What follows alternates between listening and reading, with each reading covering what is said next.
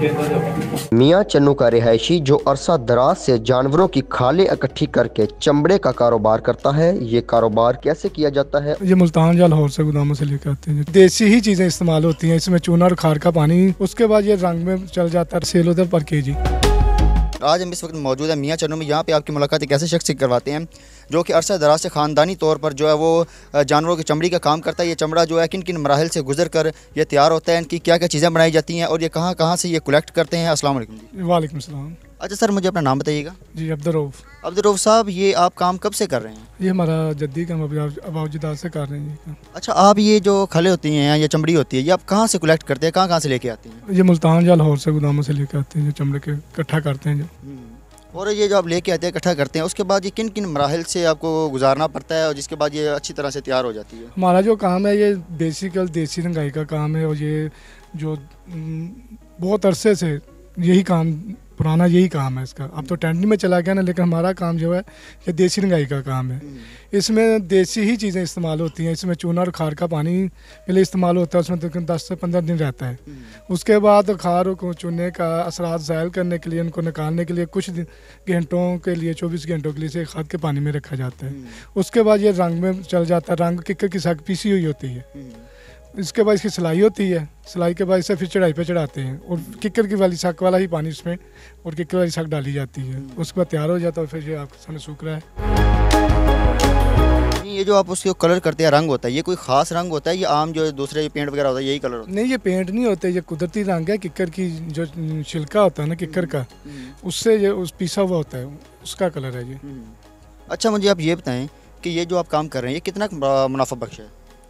मुनाफा बख्श तो अब इतना नहीं रहा, अब तो हमारी तो मजबूरी है, अब कर रहे हैं, बस कर ही जा रहे हैं, बस शुक्र अल्लाह का दौर। ये इतना मुश्किल काम है और इतनी बदबू है, स्मेल भी आती है, तो आप ये कैसे बर्दाश्त कर लेते हैं? आदी हो जाता है ना बंदा, आदी हो जाता है। अच्छा, आप ये सेल कहाँ पे करते हैं? सेल ये पंजाब में ही होता है, मुख्तलिफ इलाकों में। ज़्यादातर तो जाता है बहावलपुर के इलाके में, वैसे लाहौर भी जाता है, उकाड़े भी जाता है, साहिवाल भी। ये वजन के हिसाब से सेल होता है या इसका साइज के हिसाब से सेल कैसे होता है? हमारा जो ये सेल होता है पर केजी सेल पर केजी। अच्छा, मुझे ये बताएं कि इसका जो आप सेल करते हैं, सेल होने के बाद इसकी क्या क्या चीज़ें बनाई जाती हैं? इसमें ज़्यादातर तो देसी जुती बनती है, खुस्सा बनता है। इसके अलावा जानवरों के साज वगैरह, घोड़े खोते के, इसके अलावा पटे बनते हैं, कुत्ता बिल्ली बकरी वगैरह, यही चीज़ें ज़्यादा बनती हैं इसकी। अच्छा, मार्केट में एक चीज़ हमें देखने को मिलती है कि अक्सर जो जैकेट्स होती हैं या शूज़ होते हैं वो कह रहे होते हैं कि ये असल चमड़े की नहीं है। असल चमड़े में और दूसरे में चीज़ में पहचान कैसे कर सकते हैं? असल में जो लेदर शूज़ में इस्तेमाल हो रहा है ना, हमारा तो होता है देसी जो जुती बनती है, जो खुस्सा बनता है, वो टेंडरी का बना होता है।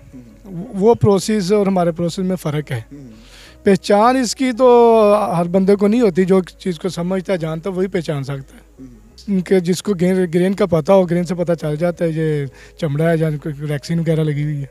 अच्छा, मुझे ये बताएं कि जो चमड़े की चीज़ें इस्तेमाल बनाई जाती हैं, इस्तेमाल होती हैं, वो हमारे नाज़रीन को आप क्या पैगाम देंगे कि वो इस्तेमाल करनी चाहिए? वो कैसी होती हैं? वो दूसरी चीज़ें ज़्यादा बेहतर होती हैं या ये होती हैं? इस बारे में आप क्या कहेंगे? जो देसी जुती है वो पैरों को सुकून भी देती है और राहत भी देती है और गर्मी से भी बचाती है, ठंडक से भी बचाती है, और ये कुदरती चीज़ है ना, इंसानी जिसमें भी कुदरती है।